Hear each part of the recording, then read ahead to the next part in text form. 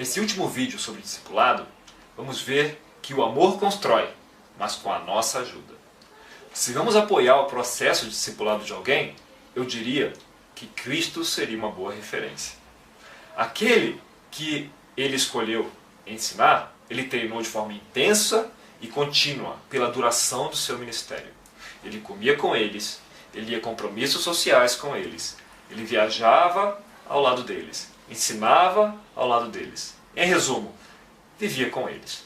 Tá certo que o prazo dele era limitado. Ele só tinha 3 anos, mas o princípio permanece. Ainda que eles o amassem e tivessem o coração de servir a Deus, eles ainda precisavam aprender a fazê-lo. E precisavam aprender a fazê-lo de forma efetiva. O mundo era muito grande. Ainda é, né? E eles, muito poucos. Precisavam dominar o básico do serviço ministerial e o máximo de todo o resto. Nem poderia ser diferente. Ao passo que cada discípulo amadurece e dessa forma se torna mais parecido com Cristo, mais interessado ele fica em levar outros a ele e em ajudar a edificar os seus maninhos na fé.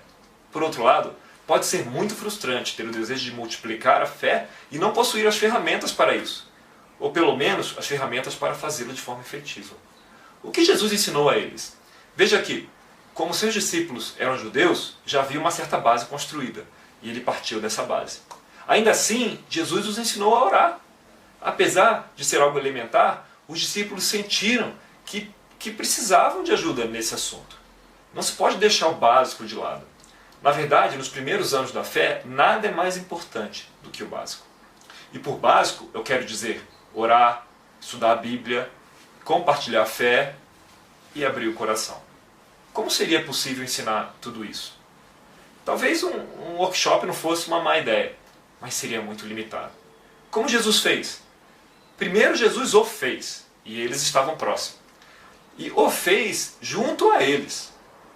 Depois, tinha a expectativa de que eles o fizessem por conta própria, sem deixar de estar por perto para acompanhá-los e orientá-los.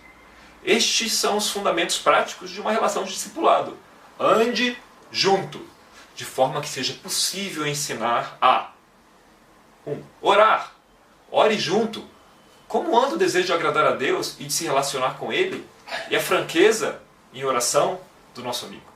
As palavras-chave aqui são amor e gratidão. 2. Estude a Bíblia. Estude junto e compartilhe o que e como aprendeu. É na Bíblia que se baseia o que é ensinado. As palavras-chave aqui são fome e sede. 3. Compartilhe a fé. E compartilhe junto. Mostre, acompanhe. Estude a Bíblia com alguém. Juntos. Depois avalie o que foi aprendido. Verifique áreas de insegurança e ajude a superar essas áreas. A palavra-chave aqui, as palavras-chave são instrução e confiança. 4. Fale do coração. Compartilhe de algumas dificuldades com profundidade. Depois ouça.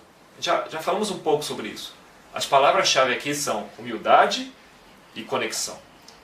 Curiosamente, depois dos primeiros anos na fé, esses tópicos básicos continuam básicos e nunca devem deixar de receber atenção. Lembre-se que o caminhar juntos e o exemplo são caminhos seguros. Jesus não escolheu essas técnicas porque não havia nenhuma outra. Devocional com filhos? Exemplo e orientação. Ser vulnerável? Exemplo e orientação. Organização financeira? Exemplo e orientação. Dieta e saúde no templo do Espírito Santo? Exemplo e orientação. Condução de um bate-papo ou de um sermão?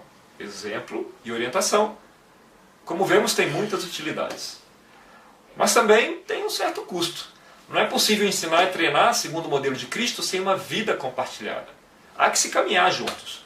Ainda que o YouTube possa ajudar, como nós vemos, eu acho que não se enquadra exatamente na definição de exemplo e orientação como a vivida por Cristo e por Paulo. É imperativo que se passe tempo juntos, além dos compromissos compartilhados com a igreja e com o grupo de bate-papo, preferencialmente semanalmente.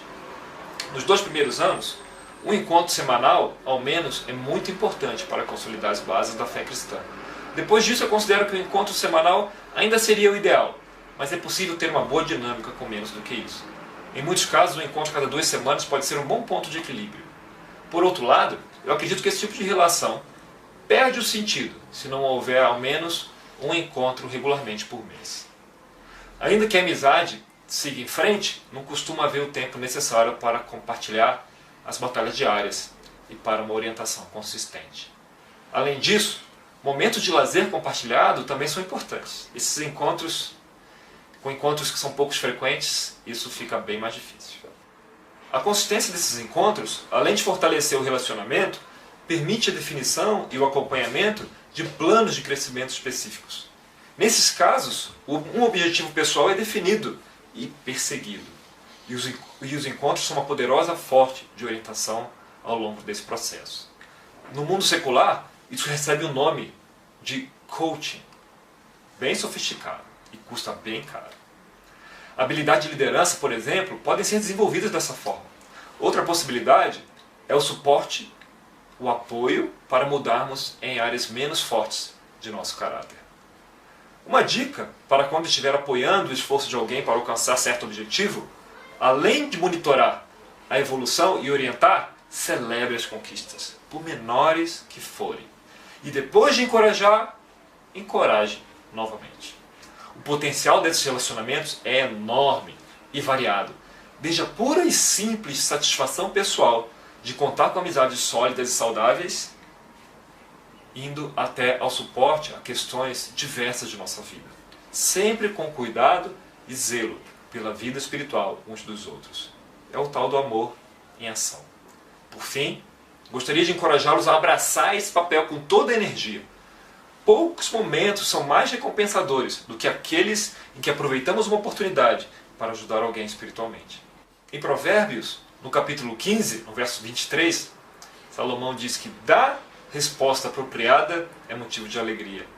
Como é bom um conselho na hora certa.